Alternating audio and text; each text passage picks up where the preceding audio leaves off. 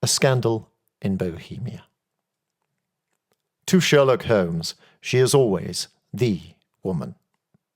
I have seldom heard him mention her under any other name. In his eyes, she eclipses and predominates the whole of her sex. It was not that he felt any emotion akin to love for Irene Adler. All emotions, and that one particularly, were abhorrent to his cold, precise, but admirably balanced mind. He was, I take it, the most perfect reasoning and observing machine that the world has seen. But as a lover, he would have placed himself in a false position. He never spoke of the softer passions, save with a jibe and a sneer. They were admirable things for the observer, excellent for drawing the veil from men's motives and actions. But for the trained reasoner to admit such intrusions into his own delicate and finely adjusted temperament was to introduce a distracting factor, which might throw doubt upon all his mental results. Grit in a sensitive instrument, or a crack in one of his own high-power lenses, would not be more disturbing than a strong emotion in a nature such as his. And yet there was but one woman to him, and that woman was the late Irene Adler, of dubious and questionable memory. I'd seen little of Holmes lately. My marriage had drifted us away from each other. My own complete happiness and the home-centred interests which rise up around the man who first finds himself master of his own establishment were sufficient to absorb all my attention, while Holmes, who loathed every form of society with his whole Bohemian soul, remained in our lodgings in Baker Street, buried among his old books, and alternating from week to week between cocaine and ambition, the drowsiness of the drug and the fierce energy of his own keen nature. He was still, as ever, deeply attracted by the study of crime, and occupied his immense faculties and extraordinary powers of observation in following out those clues and clearing up those mysteries which had been abandoned as hopeless by the official police. From time to time I heard some vague account of his doings, of his summons to Odessa in the case of the Trepoff murder, of his clearing up of the singular tragedy of the Atkinson brothers at Trincomalee, and finally of the mission which he had accomplished so delicately and successfully for the reigning family of Holland. Beyond these signs of his activity, however, which I merely shared with all the readers of the daily press, I knew little of my former friend and companion. One night, it was on the 20th of March, 1888, I was returning from a journey to a patient, for I had now returned to civil practice, when my way led me through Baker Street. As I passed the well-remembered door, which must always be associated in my mind with my wooing, and with the dark incidents of the study in scarlet, I was seized with a keen desire to see Holmes again, and to know how he was employing his extraordinary powers. His rooms were brilliantly lit, and even as I looked up, I saw his tall, spare figure pass twice in a dark silhouette against the blind. He was pacing the room swiftly, eagerly, with his head sunk upon his chest and his hands clasped behind him. To me, who knew his every mood and habit, his attitude and manner told their own story. He was at work again. He had risen out of his drug-created dreams and was hot upon the scent of some new problem. I rang the bell and was shown up to the chamber, which had formerly been in part my own. His manner was not effusive. It seldom was, but he was glad, I think, to see me. With hardly a word spoken, but with a kindly eye, he waved me to an armchair, threw across his case of cigars, and indicated a spirit case and a gasogene in the corner. Then he stood before the fire and looked me over in his singular, introspective fashion. "Wedlock suits you," he remarked. "I think, Watson, that you have put on 7.5 pounds since I saw you." "7," I answered. "Indeed, I should have thought a little more. Just a trifle more, I fancy, Watson, and in practice again, I observe. You did not tell me that you intended to go into harness." "Then how do you know?" "I see it. I deduce it. How do I know that you've been getting yourself very wet lately, and that you have a most clumsy and careless servant girl?" "My dear Holmes," said I, "this is too much. You would certainly have been burned had you lived a few centuries ago.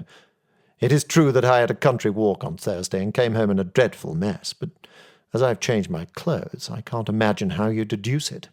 As to Mary Jane, she is incorrigible, and my wife has given her notice, but there again I fail to see how you work it out. He chuckled to himself and rubbed his long, nervous hands together. It is simplicity itself, said he. My eyes tell me that on the inside of your left shoe, just where the firelight strikes it, the leather is scored by 6 almost parallel cuts.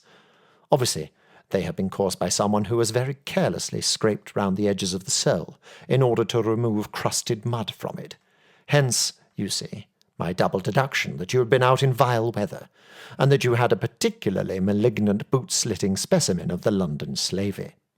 As to your practice, if a gentleman walks into my room smelling of iodoform, with a black mark of nitrate of silver upon his right forefinger, and a bulge on the right side of his top hat to show where he has secreted his stethoscope, I must be dull, indeed, if I do not pronounce him to be an active member of the medical profession.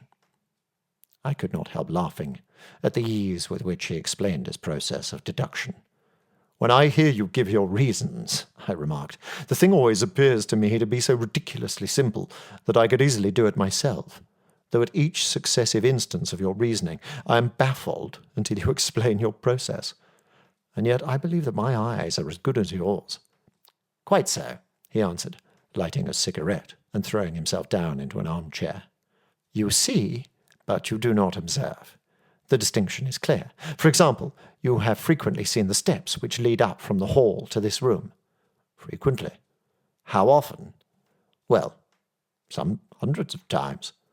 Then how many are there? How many? I don't know. Quite so. You have not observed, and yet you have seen. That is just my point. Now, I know that there are 17 steps, because I have both seen and observed. By the way, since you are interested in these little problems, and since you are good enough to chronicle 1 or 2 of my trifling experiences, you may be interested in this. He threw over a sheet of thick, pink-tinted notepaper which had been lying upon the table. It came by the late post, said he. Read it aloud. The note was undated, and without either signature or address. There will call upon you tonight at 7:45, it said, a gentleman who desires to consult you upon a matter of the very deepest moment. Your recent services to one of the royal houses of Europe have shown that you are one who may safely be trusted with matters which are of an importance which can hardly be exaggerated. This account of you we have from all quarters received. Be in your chamber, then, at that hour, and do not take it amiss if your visitor wears a mask. This is indeed a mystery, I remarked. What do you imagine that it means? I have no data yet. It is a capital mistake to theorize before one has data. Insensibly, one begins to twist facts to suit theories instead of theories to suit facts. But the note itself, what do you deduce from it? I carefully examined the writing and the paper upon which it was written. The man who wrote it was presumably well-to-do, I remarked, endeavouring to imitate my companion's processes. Such paper could not be bought under £0.50 a packet. It is peculiarly strong and stiff. Peculiar, that is the very word, said Holmes.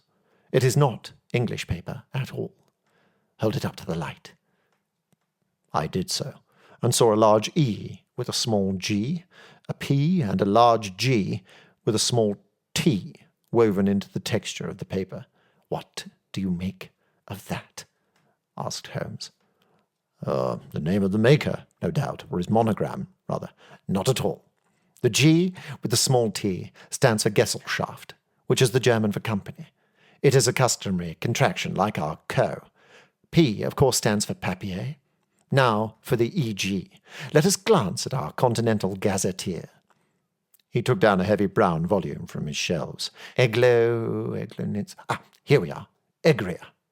It is in a German-speaking country, in Bohemia, not far from Carlsbad, remarkable as being the scene of the death of Wallenstein, and for its numerous glass factories and paper mills. Ha, ha, my boy, what do you make of that?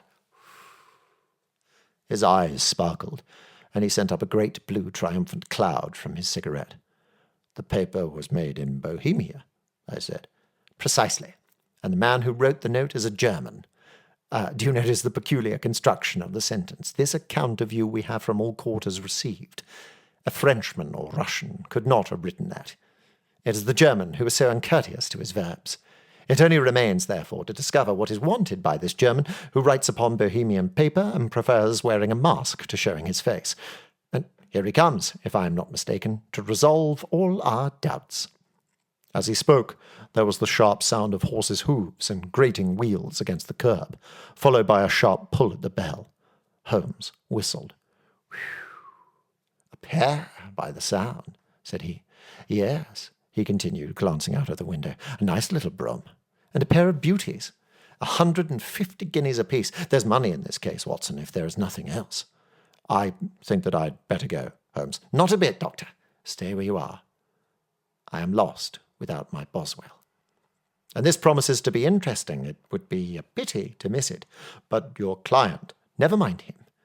I may want your help, and so may he. Here he comes. Sit down in that armchair, Doctor, and give us your best attention." A slow and heavy step, which had been heard upon the stairs and in the passage, paused immediately outside the door. Then there was a loud and authoritative tap. "Come in," said Holmes. A man entered, who could hardly have been less than 6 feet 6 inches in height, with the chest and limbs of a Hercules.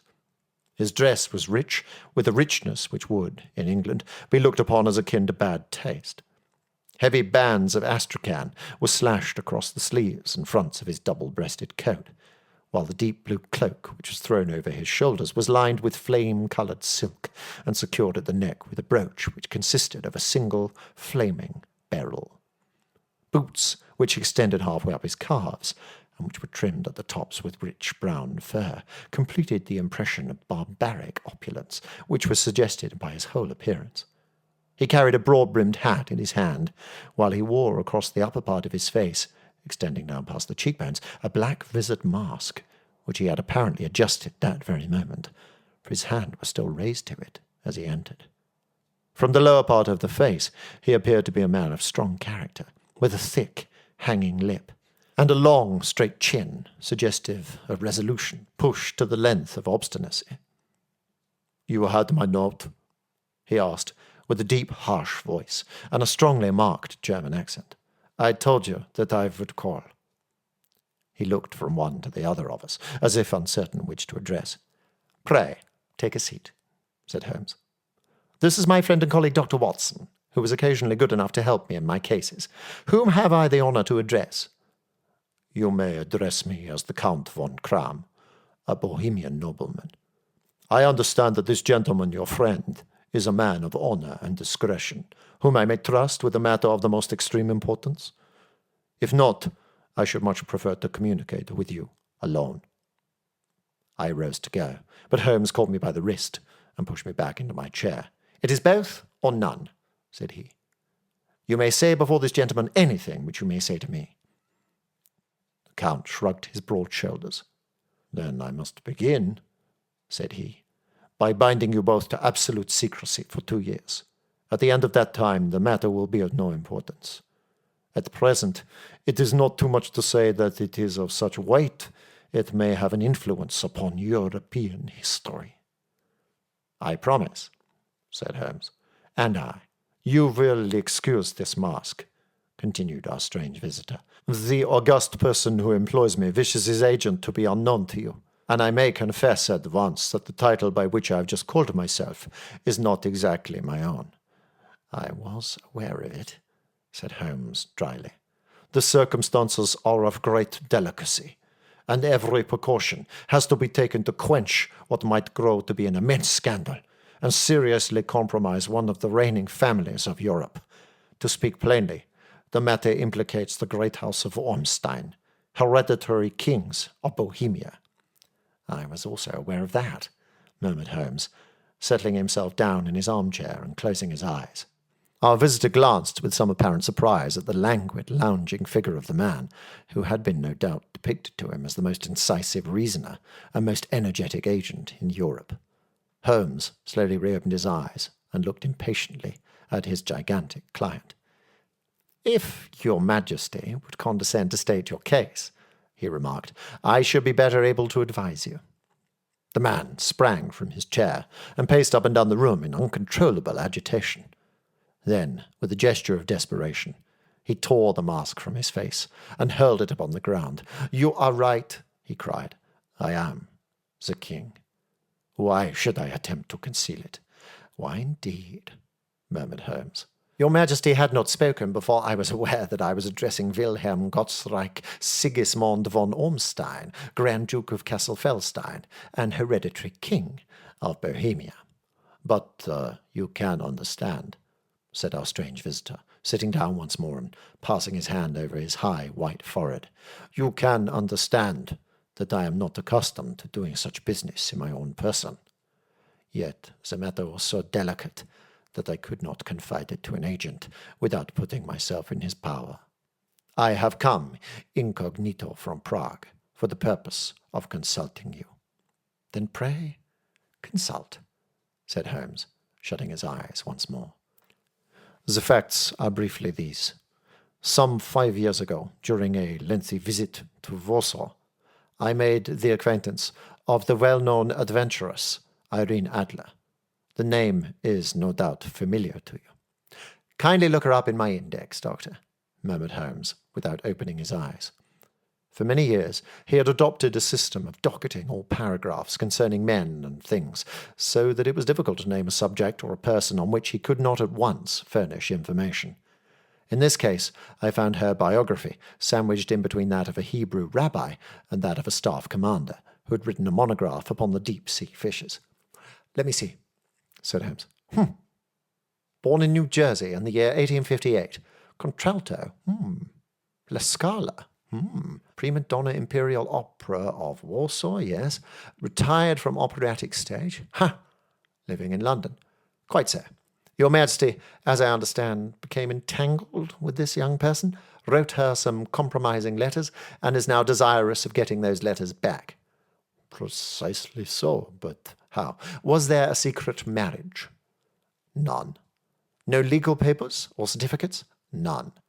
"Then I fail to follow, Your Majesty. If this young person should produce her letters for blackmailing or other purposes, how is she to prove their authenticity?" There is the writing. Pooh, forgery. My private notepaper stolen. My own seal imitated. My photograph bought. We were both in the photograph." "Oh dear, that is very bad. Your Majesty has indeed committed an indiscretion. I was mad, insane. You have compromised yourself seriously. I was only Crown Prince then. I was young. I am but 30 now. It must be recovered. We have tried and failed." "Your Majesty must pay. It must be bought." "She will not sell. Stolen, then. 5 attempts have been made. Twice, burglars in my pay ransacked her house. Once we diverted her luggage when she travelled. Twice she has been waylaid. There has been no result." "No sign of it?" "Absolutely none." Holmes laughed. "It is quite a pretty little problem," said he. "But a very serious one to me," returned the king reproachfully. "Very indeed. And what does she propose to do with the photograph?" "To ruin me." "But how?" "I am about to be married." "So I have heard. To Clotilde Lothman von Saxe-Meiningen, second daughter of the King of Scandinavia. You may know the strict principles of her family. She is herself the very soul of delicacy. A shadow of a doubt as to my conduct would bring the matter to an end." "And Irene Adler?" "Threatens to send them the photograph. And she will do it. I know that she will do it. You do not know her, but she has a soul of steel. She has the face of the most beautiful of women, and the mind of the most resolute of men. Rather than I should marry another woman, there are no lengths to which she would not go. None." "You are sure that she has not sent it yet?" "I am sure." "And why?" because she has said that she would send it on the day when the betrothal was publicly proclaimed. That will be next Monday." "Oh, then we have 3 days yet," said Holmes with a yawn. "That is very fortunate, as I have 1 or 2 matters of importance to look into just at present. Your Majesty will, of course, stay in London for the present?" "Certainly. You will find me at the Langham, under the name of the Count von Kram." "Then I shall drop you a line to let you know how we progress." "Pray do so. I shall be all anxiety." "Then, as to money?" "You have carte blanche." "Absolutely?" "I tell you that I would give one of the provinces of my kingdom to have that photograph." "And for present expenses?" The king took a heavy chamois leather bag from under his cloak and laid it on the table. "There are £300 in gold and 700 in notes," he said. Holmes scribbled a receipt upon a sheet of his notebook and handed it to him. "And mademoiselle's address?" he asked. "Is Briony Lodge, Serpentine Avenue, St. John's Wood." Holmes took a note of it. "One other question," said he. "Was the photograph a cabinet?" "It was." "Then good night, Your Majesty, and I trust that we shall soon have some good news for you. And good night, Watson," he added, as the wheels of the royal brougham rolled down the street. "If you will be good enough to call tomorrow afternoon at 3 o'clock, I should like to chat this little matter over with you." At 3 o'clock precisely, I was at Baker Street, but Holmes had not yet returned. The landlady informed me that he had left the house shortly after 8 o'clock in the morning. I sat down beside the fire, however, with the intention of awaiting him, however long he might be.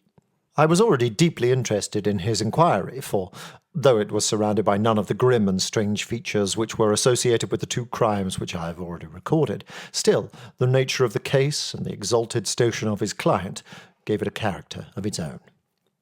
Indeed, apart from the nature of the investigation which my friend had on hand, there was something in his masterly grasp of the situation and his keen, incisive reasoning which made it a pleasure to me to study his system of work, and to follow the quick, subtle methods by which he disentangled the most inextricable mysteries. So accustomed was I to his invariable success that the very possibility of his failing had ceased to enter into my head. It was close upon 4 before the door opened, and a drunken-looking groom, ill-kempt and side-whiskered, with an inflamed face and disreputable clothes, walked into the room. Accustomed as I was to my friend's amazing powers in the use of disguises, I had to look 3 times before I was certain that it was indeed he. With a nod, he vanished into the bedroom, whence he emerged in 5 minutes, tweed-suited and respectable, as of old. Putting his hands in his pockets, he stretched out his legs in front of the fire and laughed heartily for some minutes. "Well, really," he cried, and then he choked and laughed again, until he was obliged to lie back, limp and helpless in the chair. "What is it?" "It's quite too funny. I'm sure you could never guess how I employed my morning, or what I ended by doing." "I can't imagine. I suppose that you have been watching the habits and perhaps the house of Miss Irene Adler." "Quite so. But the sequel was rather unusual. I will tell you, however. I left the house a little after 8 o'clock this morning in the character of a groom out of work. There is a wonderful sympathy and Freemasonry among horsey men. Be one of them, and you will know all that there is to know. I soon found Briony Lodge. It is a bijou villa with a garden at the back, but built out in front, right up to the road, 2 stories. Chubb-locked at the door, large sitting room on the right side, well furnished, with long windows almost to the floor, and those preposterous English window fasteners which a child could open. Behind there was nothing remarkable, save that the passage window could be reached from the top of the coach-house. I walked round it and examined it closely from every point of view, but without noting anything else of interest. I then lounged down the street and found, as I expected, that there was a mews in a lane which runs down by one wall of the garden. I lent the ostlers a hand in rubbing down their horses, and received in exchange 2pence, a glass of half and half, 2 fills of shag tobacco, and as much information as I could desire about Miss Adler, to say nothing of half a dozen other people in the neighbourhood, in whom I was not in the least interested, but whose biographies I was compelled to listen to. "And what of Irene Adler?" I asked. "Oh, she has turned all the men's heads down in that part. She is the daintiest thing under a bonnet on this planet. So say the Serpentine Mews to a man. She lives quietly, sings at concerts, drives out at 5 every day, and returns at 7 sharp for dinner. Seldom goes out at other times, except when she sings. Has only one male visitor, but a good deal of him. He is dark, handsome, and dashing, never calls less than once a day, and often twice. He is a Mr. Godfrey Norton of the Inner Temple. See, the advantages of a cabman as a confidant. They had driven him home a dozen times from Serpentine Mews and knew all about him. When I had listened to all they had to tell, I began to walk up and down near Bryony Lodge once more, and to think over my plan of campaign. This Godfrey Norton was evidently an important factor in the matter. He was a lawyer, and that sounded ominous. What was the relation between them, and what the object of his repeated visits? Was she his client, his friend, or his mistress? If the former, she had probably transferred the photograph to his keeping. If the latter, it was less likely. On the issue of this question depended whether I should continue my work at Bryony Lodge or turn my attention to the gentlemen's chambers in the Temple. It was a delicate point, and it widened the field of my inquiry. I fear that I bore you with these details, but I have to let you see my little difficulties, if you are to understand the situation. I am following you closely, I answered. I was still balancing the matter in my mind when a hansom cab drove up to Bryony Lodge, and a gentleman sprang out. He was a remarkably handsome man, dark, aquiline, and moustached, evidently the man of whom I had heard. He appeared to be in a great hurry, shouted to the cabman to wait, and brushed past the maid, who opened the door with the air of a man who was thoroughly at home. He was in the house about half an hour, and I could catch glimpses of him in the windows of the sitting-room, pacing up and down, talking excitedly and waving his arms. Of her I could see nothing. Presently he emerged, looking even more flurried than before. As he stepped up to the cab, he pulled a gold watch from his pocket and looked at it earnestly. "Drive like the devil," he shouted. "First to Gross and Hankey's in Regent Street, and then to the Church of St. Monica in the Edgware Road. Half a guinea if you do it in 20 minutes. Well, away they went, and I was just wondering whether I should not do well to follow them, when up the lane came a neat little landau.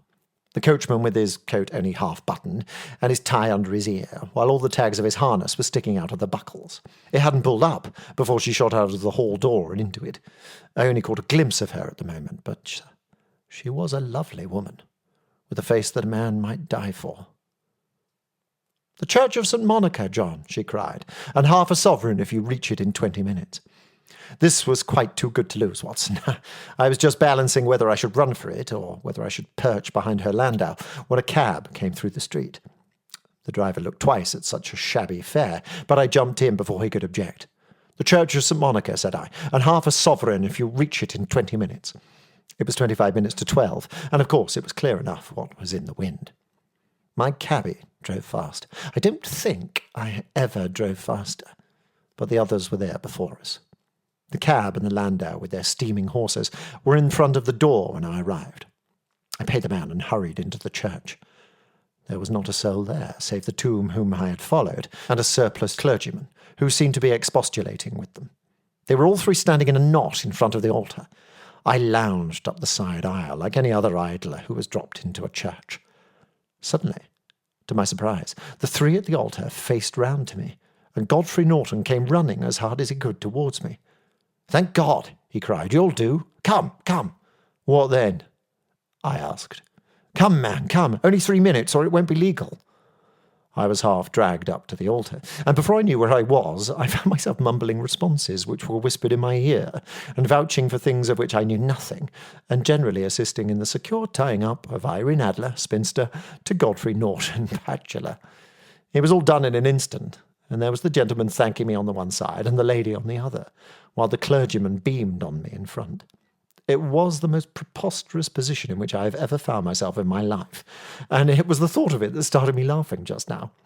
It seems to me that there had been some informality about their licence, that the clergyman absolutely refused to marry them without a witness of some sort, and that my lucky appearance saved the bridegroom from having to sally out into the streets in search of a best man. The bride gave me a sovereign, and I mean to wear it on my watch chain in memory of the occasion. "This is a very unexpected turn of affairs," said I. "And what then?" "Well, I found my plans very seriously menaced. It looked as if the pair might take an immediate departure, and so necessitate very prompt and energetic measures on my part. At the church door, however, they separated, he driving back to the temple, and she to her own house. "I shall drive out in the park at 5, as usual," she said as she left him. I heard no more. They drove away in different directions, and I went off to make my own arrangements. "Which are?" "Some cold beef and a glass of beer," he answered, ringing the bell. "I have been too busy to think of food, and I am likely to be busier still this evening. By the way, Doctor, I shall want your cooperation." "I shall be delighted." "You don't mind breaking the law?" "Not in the least." "Nor running a chance of arrest?" "Not in a good cause." "Oh, the cause is excellent. Then I am your man. I was sure that I might rely on you. But what is it you wish? When Mrs. Turner has brought in the tray, I will make it clear to you. Now," he said, as he turned hungrily on the simple fare that our landlady had provided, "I must discuss it while I eat, for I have not much time. It's nearly 5 now. In 2 hours we must be on the scene of action. Miss Irene, or Madame, rather, returns from her drive at 7. We must be at Bryony Lodge to meet her." "And what then?" "You must leave that to me. I have already arranged what is to occur. There is only one point on which I must insist. You must not interfere, come what may, you understand?" "I am to be neutral." "To do nothing whatever. There will probably be some small unpleasantness. Do not join in it. It will end in my being conveyed into the house. 4 or 5 minutes afterwards, the sitting-room window will open. You are to station yourself close to that open window." "Yes." "You are to watch me, for I will be visible to you." "Yes." "And when I raise my hand, sir, you will throw into the room what I give you to throw, and will at the same time raise the cry of fire. You quite follow me?" "Entirely." "It's nothing very formidable," he said, taking a long cigar-shaped roll from his pocket. "It is an ordinary plumber's smoke rocket, fitted with a cap at either end to make it self-lighting. Your task is confined to that. When you raise the cry of fire, it will be taken up by quite a number of people. You may then walk to the end of the street, and I will rejoin you in 10 minutes. I hope that I have made myself clear." "I am to remain neutral, to get near the window to watch you, and at the signal to throw in this object, then to raise the cry of fire, and to wait for you at the corner of the street." "Precisely." "Then you may entirely rely on me." "That is excellent. I think perhaps it is almost time that I prepare for the new role I have to play." He disappeared into his bedroom, and returned in a few minutes in the character of an amiable and simple-minded nonconformist clergyman. His broad black hat, his baggy trousers, his white tie, his sympathetic smile, and general look of peering and benevolent curiosity were such as Mr. John Hare alone could have equalled. It was not merely that Holmes changed his costume. His expression, his manner, his very soul seemed to vary with every fresh part that he assumed. The stage lost a fine actor, even as science lost an acute reasoner, when he became a specialist in crime. It was 6:15 when we left Baker Street, and it still wanted 10 minutes to the hour when we found ourselves in Serpentine Avenue. It was already dusk, and the lamps were just being lighted as we paced up and down in front of Bryony Lodge, waiting for the coming of its occupant. The house was just such as I had pictured it from Sherlock Holmes's succinct description, but the locality appeared to be less private than I expected. On the contrary, for a small street in a quiet neighbourhood, it was remarkably animated. There was a group of shabbily dressed men smoking and laughing in a corner, a scissors grinder with his wheel, 2 guardsmen who were flirting with a nurse girl, and several well-dressed young men who were lounging up and down with cigars in their mouths. "You see," remarked Holmes, as we paced to and fro in front of the house, "this marriage rather simplifies matters. The photograph becomes a double-edged weapon now. The chances are that she would be as averse to its being seen by Mr. Godfrey Norton as our client is to its coming to the eyes of his princess. Now the question is, where are we to find the photograph?" "Where indeed?" "It is most unlikely that she carries it about with her. It is cabinet size, too large for easy concealment about a woman's dress. She knows that the king is capable of having her waylaid and searched. 2 attempts of the sort have already been made. We may take it, then, that she does not carry it about with her." "Where, then?" "Her banker or her lawyer. There is that double possibility, but I'm inclined to think neither. Women are naturally secretive, and they like to do their own secreting. Why should she hand it over to anyone else? She could trust her own guardianship, but she could not tell what indirect or political influence might be brought to bear upon a businessman. Besides, remember that she had resolved to use it within a few days. It must be where she can lay her hands upon it. It must be in her own house. But it has twice been burgled. Pshaw!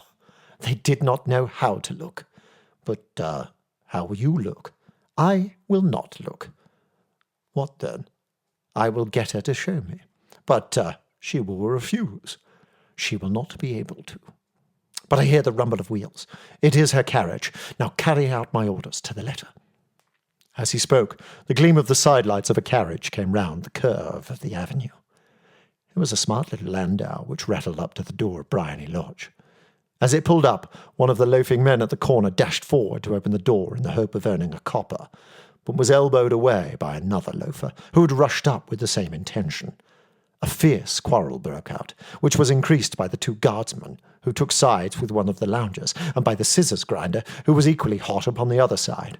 A blow was struck, and in an instant the lady, who had stepped from her carriage, was the centre of a little knot of flushed and struggling men, who struck savagely at each other with their fists and sticks.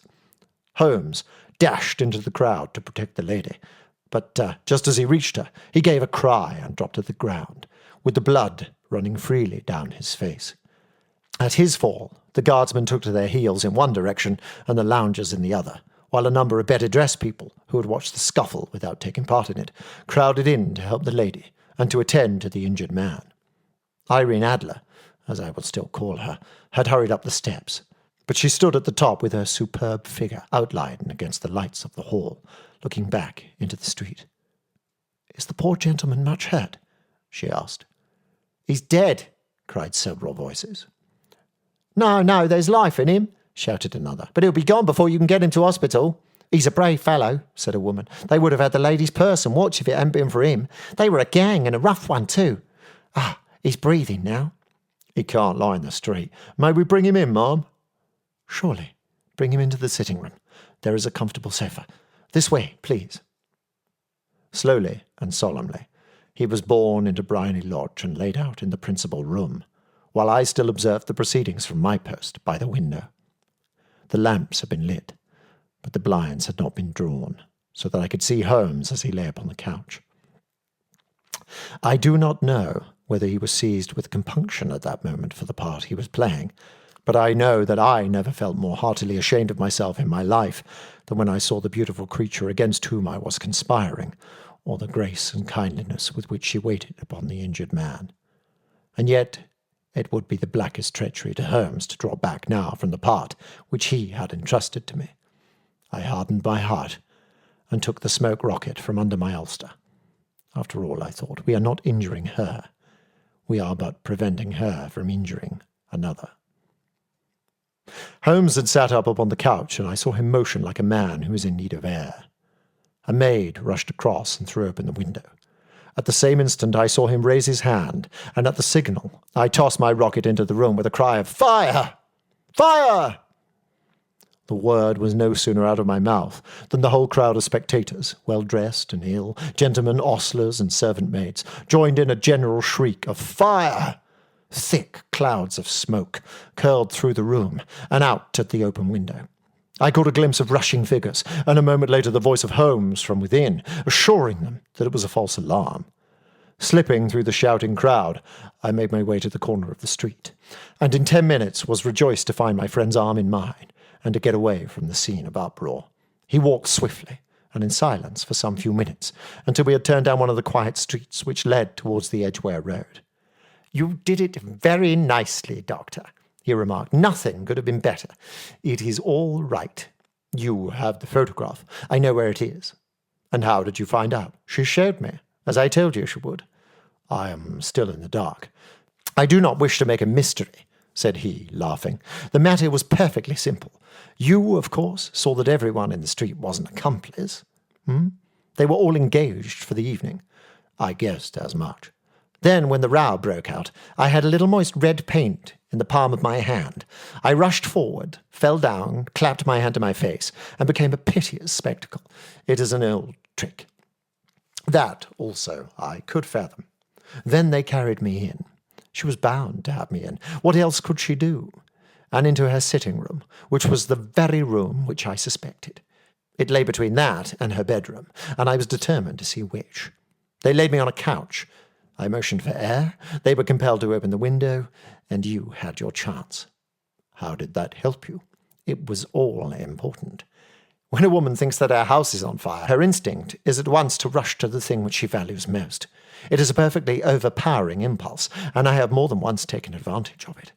In the case of the Darlington substitution scandal, it was of use to me, and also in the Arnsworth Castle business. A married woman grabs at her baby, an unmarried one reaches for her jewel box.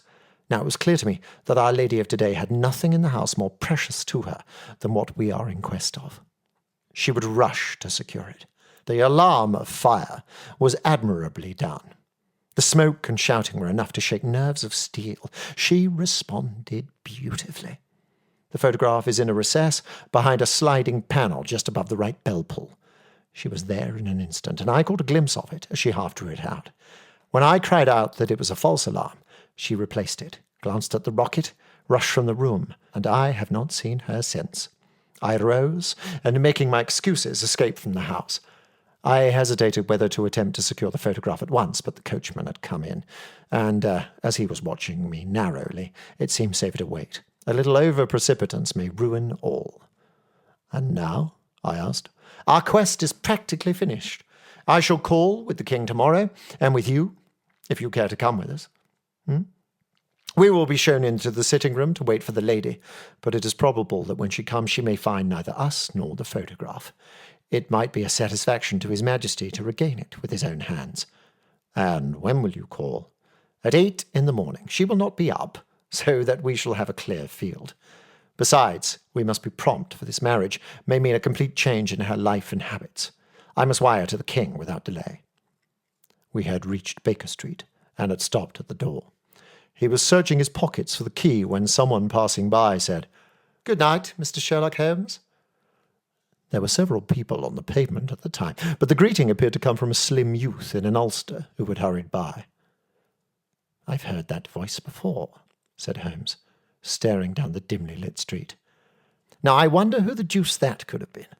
I slept at Baker Street that night, and we were engaged upon our toast and coffee in the morning, when the King of Bohemia rushed into the room. "You have really got it," he cried, grasping Sherlock Holmes by either shoulder and looking eagerly into his face. "Not yet, but you have hopes." "I have hopes." "Then come, I am all impatience to be gone." "We must have a cab." "No, my brougham is waiting." "Then that will satisfy matters." We descended and started off once more for Briony Lodge. "Irene Adler is married," remarked Holmes. "Married? When?" "Yesterday." "But to whom?" "To an English lawyer named Norton." "But she could not love him." "I am in hopes that she does." "And why in hopes?" "Because it will spare your Majesty all fear of future annoyance. If the lady loves her husband, she does not love your Majesty. If she does not love your Majesty, there is no reason why she should interfere with your Majesty's plan."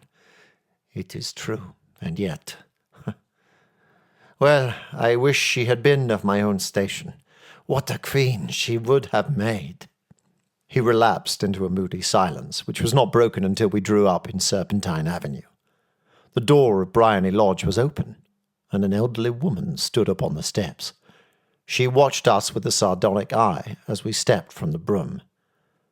"Mr. Sherlock Holmes, I believe," said she. "I am Mr. Holmes," answered my companion, looking at her with a questioning and rather startled gaze. "Indeed. My mistress told me that you were likely to call. She left this morning with her husband by the 5:15 train from Charing Cross for the Continent." "What?" Sherlock Holmes staggered back, white with chagrin and surprise. "Do you mean that she has left England?" "Never to return." "And the papers?" asked the king hoarsely. "All is lost." "We shall see." He pushed past the servant and rushed into the drawing-room, followed by the king and myself. The furniture was scattered about in every direction, with dismantled shelves and open drawers, as if the lady had hurriedly ransacked them before her flight. Holmes rushed at the bell-pull, tore back a small sliding shutter, and plunging in his hand, pulled out a photograph and a letter. The photograph was of Irene Adler herself in evening dress. The letter was superscribed to Sherlock Holmes, Esquire, to be left till called for. My friend tore it open, and we all three read it together. It was dated at midnight of the preceding night, and ran in this way. My dear Mr. Sherlock Holmes, you really did it very well. You took me in completely. Until after the alarm of fire, I had not a suspicion. But then, when I found how I had betrayed myself, I began to think. I had been warned against you months ago. I had been told that if the king employed an agent, it would certainly be you, and your address had been given to me. Yet, with all this, you made me reveal what you wanted to know. Even after I became suspicious, I found it hard to think evil of such a dear, kind old clergyman. But, you know, I had been trained as an actress myself. Male costume is nothing new to me. I often take advantage of the freedom which it gives. I sent John, the coachman, to watch you, ran upstairs, got into my walking clothes, as I call them, and came down just as you departed. Well, I followed you to your door, and so made sure that I was really an object of interest to the celebrated Mr. Sherlock Holmes. Then I, rather imprudently, wished you good night, and started for the temple to see my husband. We both thought the best resource was flight, when pursued by so formidable an antagonist, so you will find the nest empty when you call tomorrow. As to the photograph, your client may rest in peace. I love, and am loved, by a better man than he. The king may do what he will without hindrance from one whom he has cruelly wronged. I keep it only to safeguard myself, and to preserve a weapon which will always secure me from any steps which he might take in the future. I leave a photograph which he might care to possess, and I remain, dear Mr. Sherlock Holmes, very truly yours, Irene Norton, née Adler. What a woman! Oh, what a woman! Cried the King of Bohemia, when we had all three read this epistle. Did I not tell you how quick and resolute she was? Would she not have made an admirable queen? Is it not a pity that she was not on my level? From what I have seen of the lady, she seems indeed to be on a very different level to your majesty, said Holmes coldly. I am sorry that I have not been able to bring your majesty's business to a more successful conclusion. On the contrary, my dear sir, cried the king, nothing could be more successful. I know that her word is inviolate. The photograph is now as safe as if it were in the fire. I am glad to hear your majesty say so. I am immensely indebted to you. Pray tell me in what way I can reward you. This ring. He slipped an emerald snake ring from his finger and held it out upon the palm of his hand. Your majesty has something which I should value even more highly, said Holmes. You have but to name it. This photograph. The king stared at him in amazement. Irene's photograph, he cried. Certainly, if you wish it. I thank your majesty. Then there is no more to be done in the matter. I have the honour to wish you a very good morning. He bowed, and turning away without observing the hand which the king had stretched out to him, he set off in my company for his chambers. And that was how a great scandal threatened to affect the kingdom of Bohemia, and how the best plans of Mr. Sherlock Holmes were beaten by a woman's wit. He used to make merry over the cleverness of women, but I have not heard him do it of late. And when he speaks of Irene Adler, or when he refers to her photograph, it is always under the honourable title of the woman.